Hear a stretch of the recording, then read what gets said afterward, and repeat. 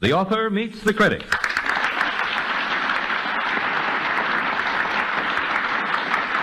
It's The Author Meets the Critics, the original program where the author of a new book meets and exchanges his opinions with his severest critics, the nation's top book reviewers. And now here's the man who keeps the peace on these programs, your regular chairman, John K.M. McCaffery. Good afternoon, everyone, and thank you, Ken Banghart. A few years ago, many of the top-flight literary critics devoted a great deal of space to welcoming a first novel by a new young writer. The novel was What Makes Sammy Run, and the author, Bud Schulberg. 2 weeks ago, there appeared a new book by the same Bud Schulberg. It is called The Harder They Fall, and it's a hard-hitting story of the prize fight business, or in the words of the publishers, the fight racket. Mr. Schulberg is with us this afternoon, and he is prepared to meet his critics face-to-face. Here first is the book review editor of the New York World Telegram, an old friend of this program, Mr. Harry Hansen.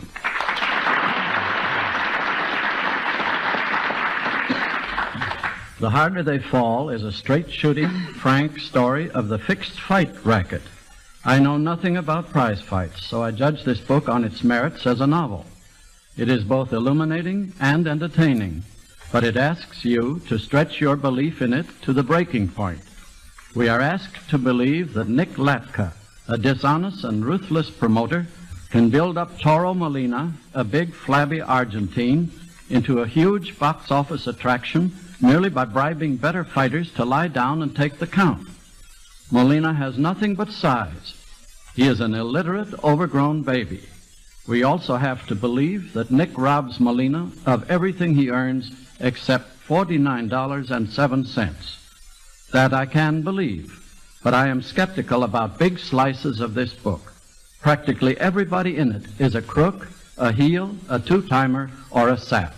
Well, on the other side of the fence, with quite a different opinion, and no two-timer, heel, or sap, is our other critic, another friend of this program, the executive director of the Society for the Prevention of Crime, Mr. Edwin J. Lucas. Well, Mr. McCaffery, I like The Harder They Fall enormously, because Mr. Schulberg succeeded, at least for me, in developing its principal characters colorfully and credibly. The ugly pictures of these two-fisted people were drawn two-fistedly. They came alive out of the action-packed pages of the book, and to me they seemed real. Additionally, whenever the author of a book succeeds in illuminating my mind concerning a new fact of life in the world in which I live, I'm grateful. This Mr. Schulberg has done eminently well, and will do for thousands of others who read this book. He has skillfully penetrated the seemingly tough skins and forbidding mannerisms of the strange people who are identified with the prize fight racket, and has shown them to be ordinary human beings with all the common weaknesses of people like you and like me. For example, there's touching sentimentality here, but there's also lust and larceny. Essentially, these people differ from the rest of us only to the degree that they fail to conceal their frailties behind a veneer of respectability. Well, there you have the critics' points of view. We'll let them tangle in a little while, and later in the program we will hear from Bud Schulberg himself. But first, here is a word from Kenneth Banghart. This series of broadcasts, sponsored by the Book of the Month Club, is directed to everyone interested in good books, and particularly to the thousands of members of the Book of the Month Club in this area.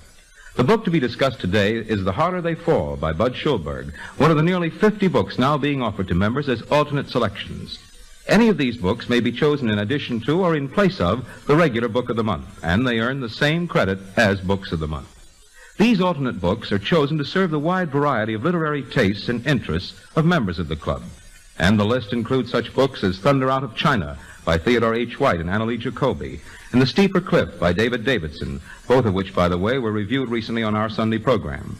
Other books on our alternate list are East River by Shola Mash, Gentleman's Agreement by Laura Z. Hobson, and The Gladiators, the first novel by Arthur Kessler to be printed in this country.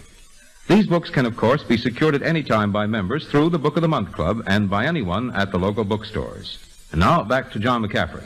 Well, gentlemen, at least we have a very clear-cut difference of opinion. Mr. Hansen can't believe this book. He doesn't believe that you can take this fighter from South America who has no talent whatsoever, who is illiterate. I'm not sure that literacy is relevant to skill in the ring, Mr. Hansen, but that you can build him up by having people go into the tank for him, as the phrase goes, I believe, that you can build him up by publicity into a contender for the heavyweight championship. Now, Mr. Lucas, on the other hand, believes these things. Of course, he deals with crime all the time, and maybe he's prepared to believe these things by nature and by personal psychology. But, Mr. Lucas, would you care to comment on the believability of this story? Well, yes. I'm not suggesting, Mr. McCaffery, and I didn't mean to suggest before, that I met these characters before or that I intend... Oh, perish forbid. But I believe them. But the reason I think I believe them is that having gotten only slight symptoms of this behavior in my everyday life, Schulberg made me believe that these people can be saps, heels, crooks, and two-timers, as Mr. Hansen suggested they seem to him to be. And I get evidence of their two-timingness, their crookedness, and their heelness in a great deal of the other behavior to which I've been exposed on the part of these people who people Mr. Schulberg's book. Mr. Hansen. Well, Mr. Lucas, I didn't mean to call for moralizing in the book or for any great lesson. I think the object of the novelist is to make us feel these people, to understand them, to know their problem. There is no character in the book that you can identify yourself with or whose problem you can really feel from the inside. Eddie Lewis is a young writer of publicity from Princeton who is there to do the job for the money that's in it. He has a girl named Beth who is the decent character, and he hopes someday to marry. But Beth says, you can't stay with this racket, you'll be soiled. And he says, well, I think I can, and I know that Nick isn't any good, but I'm going to stay with it. Now, there was a man who had a problem in his heart and in his mind, but the problem doesn't come through. It is always secondary to the problem of Toro Molino. Molino doesn't come through. The problem is secondary to that of Nick Latka, and Nick Latka is all over the place, but what is going on inside of Nick? Well, I think we should go here. The Toro Molina is the prize fighter who has been brought up from South America and is being conned into a contender. In many reviews of this book, Mr. Molina was compared to a prize fighter who was brought up from somewhere and who did become a contender of sorts. We won't mention his name, and no one, of course, knows to whom I am referring. However, that analogy has been made between the character in the book, Toro Molina, and an actual character. Nick Latka is the promoter, the man who is behind the scenes of this fantastic and perfectly, completely dishonest business of bringing up Molina so that people will go to see him. And that is, as Mr. Hansen has pointed out, the main theme going through the book, is Latka's machinations to get Toro Molina up to where he really brings in money. Of course, there are other characters in the book, such as Ruby, Nick's wife, who seems so respectable, is why Nick likes her. In the book, she is not quite as respectable as Nick believes her to be. I think that's as far as we can describe Ruby on the air. Further than that, we've done very well with describing Princeton men. I don't know why you should laugh about Ruby. At any rate, there are the numbers of handlers and men who are the hangers-on, the trainers, the sparring partners of the fight racket. Now, Mr. Lucas, as a story, Mr. Hansen has severely criticized the fact that none of these people stand up. Their problems aren't solved. Where does Nick Latka get, for instance? Well, I was chiefly interested, frankly, in neither Nick Latka, nor Toro, nor Ruby, nor the handlers, but in Eddie himself. Eddie is the narrator of the story. Eddie is the press agent for Nick, the press agent for Toro. Eddie is the man who takes this clumsy lummox from the Andes and makes of him the man mountain of the Andes, a person who, as he said at one point in the book, is being sold pretty much as an advertising agency sells soap or toothpaste. He gets the public to accept Toro. But to me, the pathetic creature in the book was Eddie. Eddie in conflict. Eddie, this Princeton poet. Eddie, this man who wanted to be a playwright, who indeed had, I think, one or two acts of a play written and stored away somewhere, yellowing in the bottom drawer of his dresser. Now, just a minute, Mr. Lucas. You're waxing lyrical on the subject of Eddie, and I think that you're giving the audience a perfectly and completely inaccurate picture of him, this Princeton poet. Well, maybe that is accurate. I don't know so many poets out of Princeton. But we get this young man... Maybe it isn't accurate. Maybe there aren't many poets out of Princeton, but he wanted to be a poet, and that was the important thing. But the point was that in the end, Eddie just didn't have it. You're sentimentalizing Eddie. Eddie was merely a man who was a $125 a week press agent at his best, mind you, and who had the morals, the attitudes of the $125 a week press agent, and the uncompleted play, the uncompleted poems don't make him this pastoral character that you began on when I so rudely interrupted you. Well, now, I refrain from rudely interrupting you, but I'm going to ask you now, what do you mean by the morals of a $125 a week press agent? What are they? Well, if, after having read the book, you're not able to answer that for yourself, Mr. Lucas, I hesitate in this half hour to go into it. Here is a man who lends himself to the exploitation, the dishonest exploitation of a person who has no business entertaining people even in a prize ring. Well, Mr. McCaffery, all through the book, Eddie Lewis is apologizing for himself. The trouble that he faces is entirely one of justifying himself to Beth.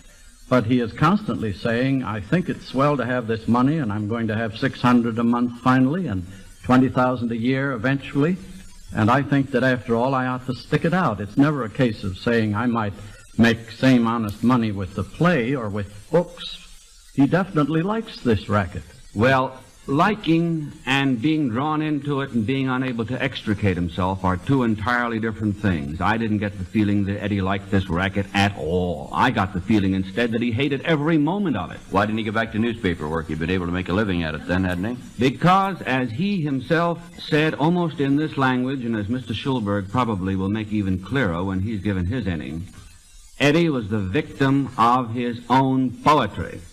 Eddie believed that building up Toro to the point at which he could be sold like soap or toothpaste was the point at which Eddie was going to be able to withdraw to write his poetry. Now, the trouble with Eddie was that he underrated himself and he underrated Nick, and of course, in his advertising, he overrated Toro. He was a pathetic creature who, to use a colloquialism, was too weak to extricate himself. But he knew better. In fact, at the very end, he makes it clear that he knew better. He knew better all the while. That's what makes him so pathetic. Mr. Lucas, on the basis of that statement, I am willing to accept the fact that the greatest thing in the artistic experience is the imagination of the reader.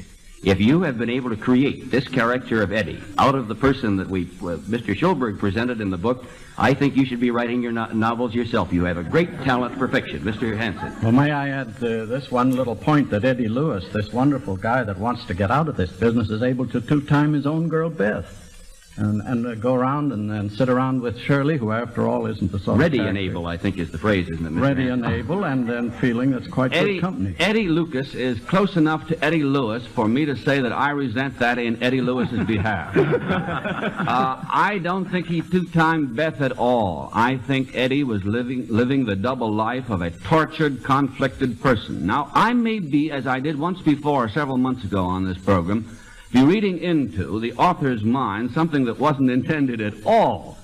And again, I repeat, Schulberg is going to tell us about this later. But in any case, this is what I got out of the book. And what I got out of the book is what I've been asked to say. Well, I think that the only thing that we can do logically is perhaps bring on Mr. Schulberg, because I think we've heard enough now from the critic's side, and it is time to turn to our author of the afternoon, Mr. Bud Schulberg. Mr. Schulberg, what do you think of our presentation of Eddie Lewis, the poet of Princeton? Well, I've been quite interested in it, Mr. McCaffery. That's kind of you. You know, I suppose it's a strange thing about authors, especially when their own books are being discussed. They listen to all the arguments very carefully, and they weigh the evidence with as much judiciousness as they can. And then, looking at it objectively, they seem to agree with the person who likes their book. And yet, I don't agree altogether with Mr. Lucas's interpretation of Eddie, and I think Mr. Hanson's interpretation of Eddie, and incidentally, the interpretation of one or two other critics which I've read lately, seems to be even more sentimental than mine. No, Mr. I wasn't, excuse me. I wasn't really so interested in whether Eddie Lewis would ever quit the boxing business and write a book or not, or a play or anything else. I thought he probably was justifying himself and indulging in the kind of pipe dreams that many, many people do, especially when they're connected with something that is evil and don't want to face the fact that they are as evil as the thing that they're actually touching. Well, I wonder if we could settle for him as the poet of Princeton Junction, then. No, I won't even settle for that. No, I don't see him quite as the poet of Princeton. I at least tried to write him as someone who really sees something that is evil, knows that it's evil, and yet is too weak to do anything about it. In other words, instead of really taking some action against it, he simply goes along for the ride and profits from it. Well, is that the reason to you, Mr. Lucas? Is that the way you see this character? That it's just the dough, the 125, the bonus which is going to come, and then the $20,000? Is that the way you see Eddie? No, not at all. All I can say about Schulberg is that he had the intuitive wisdom to give Eddie Lewis another side. A side that appealed to me enormously. Sure, he went along for the ride, but he had one object in view all the time. Either that, Schulberg, or on too many pages of your book, I found the temptation on your part to indicate that at a certain point in his career, Eddie was going to get off the wagon. He was no longer going to ride. Now, was I wrong about that?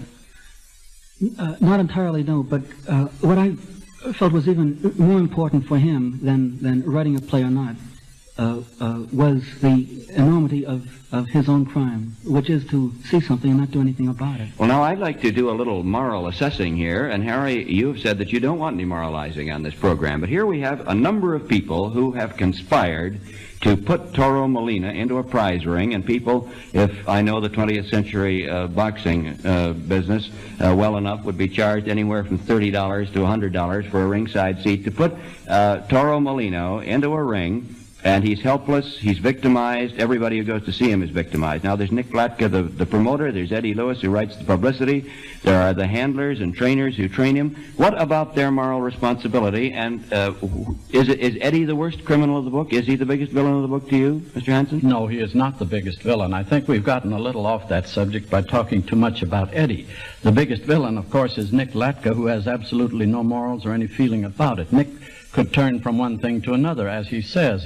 This is easier. He can make more money in this than in running roulette or something of that kind. And Nick is out for the money. But the thing I do want to stress is this, that I don't think that Toro Molina is credible as a character because he is made to be a man that can almost be pushed over by a tap on the wrist right straight through the book. And it is only when he goes haywire, beats up an innocent man, or innocent not so much as an unfortunate man who can no longer defend himself. There's a difference between the two. That he has any punch whatsoever. And, of course, knocks him out by hitting him on the skull and killing him. How do you feel about this unbelievability of this man Mountain who has no punch and no ability to defend himself, but when he really gets worked up with one Leonard, he killed him? Mr. Lucas. Asking me? That was believable. And, of course, I find myself in agreement with Mr. Hansen at long last, that Toro in this book represents the sadism, the brutality in man. The natural, almost instinctive aggressiveness of people, of course, finds an outlet in the brutality of prize fighters. And their sadism is nowhere more clearly exhibited than in the yells they give forth in these prize fights to kill the adversary. Always kill the adversary, not just maim him or wound him, but kill him. And the professionals in the fight business, Nick Latka and his coterie of lieutenants, cash in on this psychological phenomenon. I think Schulberg made that abundantly clear. Well, one of the scenes that was certainly the most effective in the book was where the second was fighting out on the coast, and just the repetition of the cries from the crowd interestingly enough, the use of every ugly racial word, every sadistic, ugly, and brutal word came from the crowd. It seemed to me that Mr. Schulberg was pointing out very sharply there that a good deal of the brutality of the prize ring, the actual sadism and brutality, does not rest with the professionals such as George, who is just a sparring partner, but it rests with the people who watch, which maybe has some overtones which might refer to other people who watch when things are going on in the world. Mr. Schulberg, what about that? Well, I agree with you very strongly about that.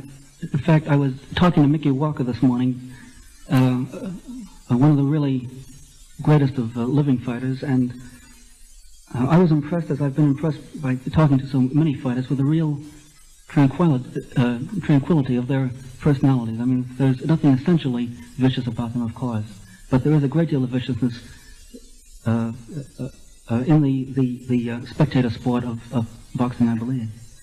You've watched a good many fights yourself, have you, Mr. Schulberg? Oh, from way back. Mm-hmm. Oh, from way back.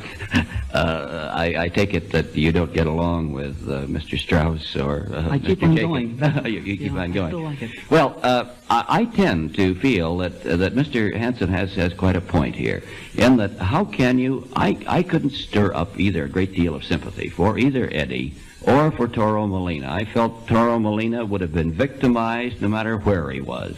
I'm sorry that he was victimized, but I couldn't feel that you had a really terrible thing to work on. You wasted, it seems to me, a great deal of indignation on a subject that wasn't strong enough. Now, Mr. Lucas, on the other hand, feels that this is a poignant story with stories for our times in it.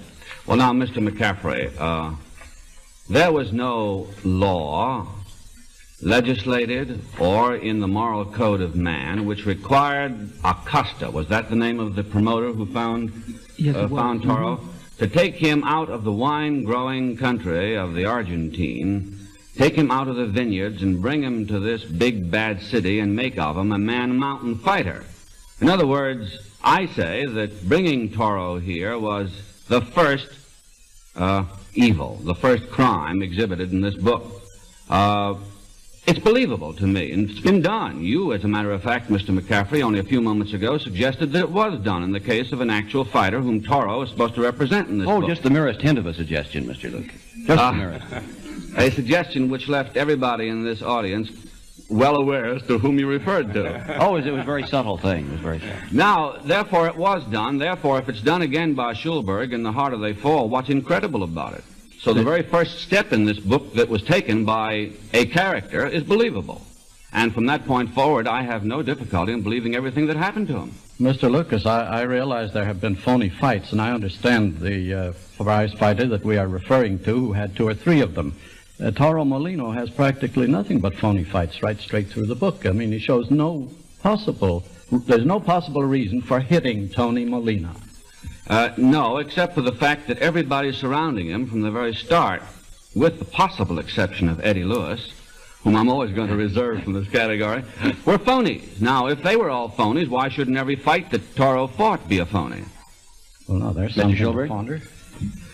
Well, I certainly would agree that every fight isn't fixed, far from it, and that every fighter isn't as big a phony as Toro Molina. Maybe that's a big admission, but I was interested in something really beyond that. I think in the last 50 years or even more, that there has been a great change in the nature of the prize fight business itself. In other words, that whereas in the old days people fought for purses with all to win, and if they lost everything. Today, I think it's become a big business. And I was interested in boxing as an aspect, really, of big business, and simply took one example, which for me was the best example. It's not the only example, and of course there are some others that may refute it. Well, there's where I'd criticize you, Mr. Schulberg. I feel that when you wrote What Makes Sammy Run, here was a book that hit a tremendous chord all over the country. Everybody who read it said, he caught this, he has done it, he has caught this type of character, the grasping person, always running after the completely ephemeral, the material, the gross, the sordid things in life, and the whole picture that you presented was something that has become a classic. Sammy, he's a Sammy as a person. It's gone into the language. And now that in writing this book, instead of finding the person who became the type, you have taken the types to find the person. And it seems to me that you've given us types throughout. These are types of people in the prize fight racket. And they are stereotypes of that rather than real people. Now, how do you feel about that? Well, to try to answer it, of course, the final answer is up to each reader. It's up to you and the others. I could never really answer it. I wouldn't even try to. But the final answer, at least for me, does lie with Eddie Lewis, and so I keep coming back to him. I think that what he does is quite typical of what many people do, not only in boxing, but in many other fields as well, in advertising and screenwriting, in a dozen different businesses where they are a little better, but not a great deal better, than the thing they're doing. And so they're able to go on doing it with the justification that they really will get out of it and do something socially useful. I think there are maybe as many people like that as those who have been identified with Sammy. I don't know. Mr. Lucas, do you want to make still another pitch for Eddie Lewis, this poet of the prize ring? I think I've pitched enough for him, but I'd like to undertake, if I have a moment, to answer the thing that Mr. Schulberg said he couldn't at the moment answer. You spoke, Mr. McCaffery, of the fact that these people stood out as types. Now, I know you didn't mean to suggest that they necessarily typified people in the prize fight business, because there are plenty of them who are, I don't know how they achieve it, but who are respectable. But what Schulberg did here, again, I may be crediting him with a lot of intuitive wisdom that he didn't have in mind to portray. But in any case, what he did here was to select one of each. He selected one manager, and that was Nick. Nick was a phony. That's too bad. Too bad for Toro. He selected Toro. Toro was a phony, but he didn't intend to be, really. He didn't know better. He selected Vince, that phony of all phonies, that fixer. Well, you don't have to go through the calendar. Get well, now, all right.